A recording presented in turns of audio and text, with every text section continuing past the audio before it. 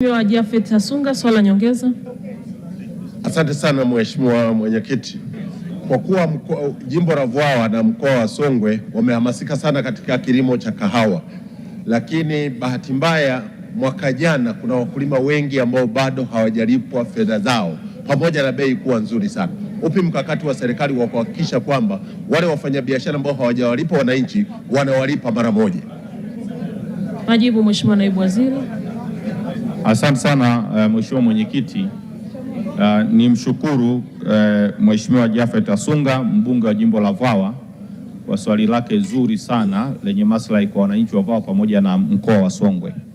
Ni kwamba serikali sisi tumehakikisha kwanza katika yale manunuzi mfano ya mahindi ambayo tuliyafanya sisi tumeshalipa kwa wastani wa asilimia karibu 99, na kuna mikoa ambayo tumemaliza kabisa kulipa madeni hayo ikiwemo mkoa kama ya Ruvuma, na tumehakikisha kwamba katika mwaka huu unaokuja vile vile NFRA kuanzia tarehe 20 mwezi wa 7 itaingia sasa sokoni kwa ajili ya kuanza kununua mahindi.